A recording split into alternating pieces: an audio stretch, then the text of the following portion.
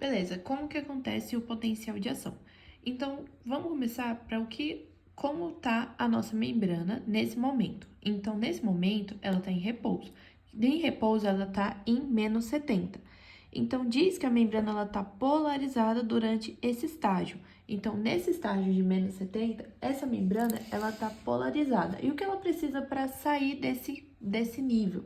Para sair disso, ela precisa receber um estímulo. Qual vai ser esse estímulo? Então, ela vai receber estímulo químico, elétrico e mecânico. Então, quando ela receber algum desse estímulo, ela vai receber uma voltagem. Quando ela recebe essa voltagem, ela aumenta o seu potencial. Então, quando ela aumenta o seu potencial, então de menos 60, ela sobe.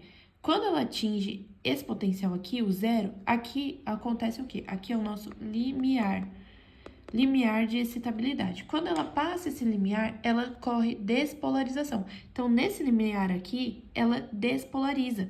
Então, quando ela passa ele, ela ultrapassa esse limiar de polarização, ela acontece a sua despolarização. Então, a membrana ela se torna mais permeável ao sódio, fazendo com que mais íon sódio ele entre no oxônio. Então, no estado normal, ele acaba sendo neutralizado pelo influxo de sódio. Ele acaba sendo regularizado pelo influxo de sódio. E essa é a despolarização. Então, a despolarização é marcada pelo quê? Pelo influxo de sódio. Então, entra a carga positiva e o que acontece com esse potencial que estava em menos 70? Ele sobe e alcança o mais 35. Então, ele alcança esse potencial, que é o potencial de ultrapassagem.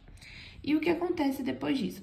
Em questão de segundos, milissegundos, após a membrana ter ficado permeável ao sódio, os canais de sódio vão começar a se fechar. Então, os canais de potássio vão começar a se abrir mais que o normal. Então, quando fecha de sódio, que é positivo, e começa a ter o efluxo de potássio, o que acontece? O potássio vai para o exterior e vai reestabelecer o potencial negativo.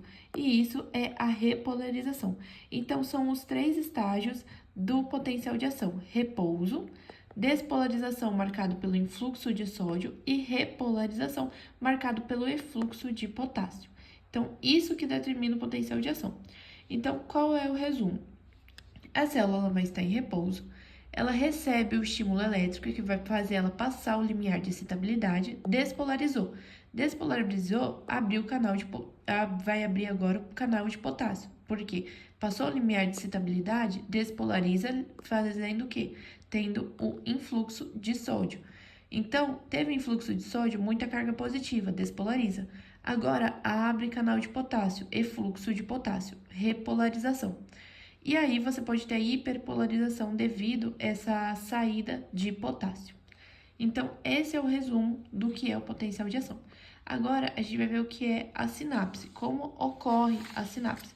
Então, primeiro, você tem que saber que a sinapse, ela precisa de um mediador. O mediador da sinapse vai ser o neurotransmissor.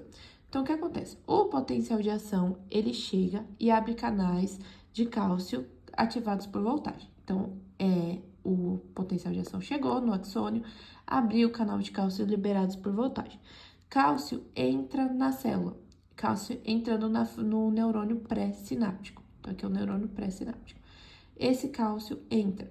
Cálcio entrou, ele vai fazer com que as vesículas, nessas vesículas tem neurotransmissores, elas sofram exocitose.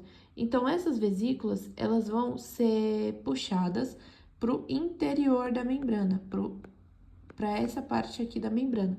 E aí, o que acontece? Elas vão liberar os neurotransmissores na fenda sináptica. Libera neurotransmissor, esse neurotransmissor é recaptado por um receptor localizado na fenda, no neurônio pós-sináptico.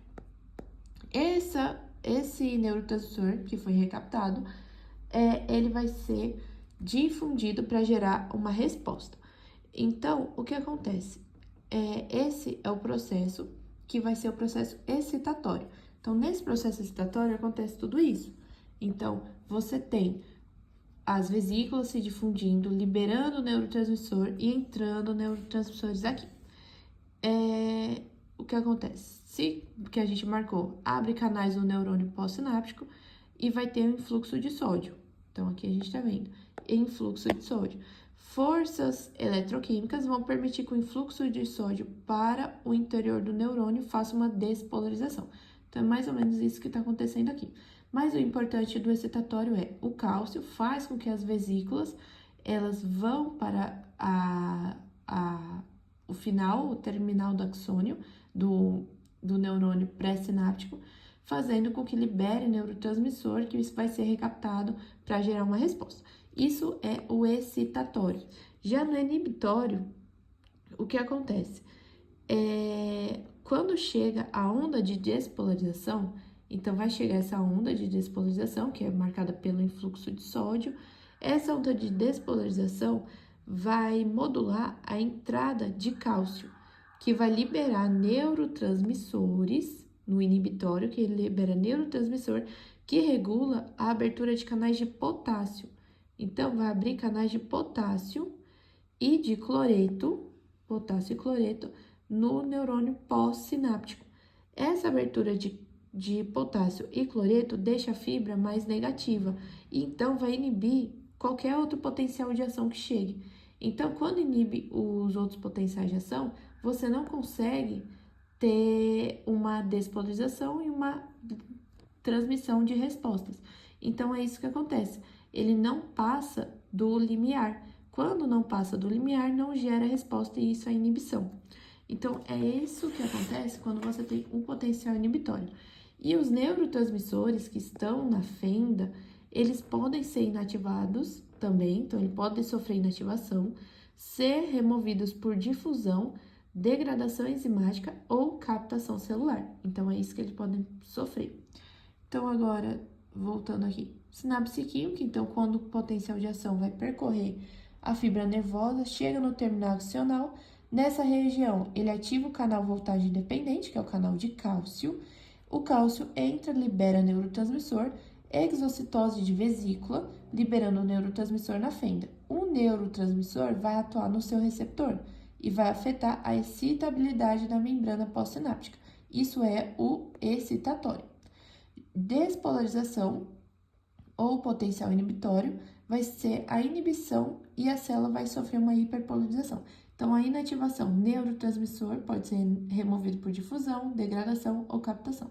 Além disso, a célula da glia também pode sequestrar esse neurotransmissor.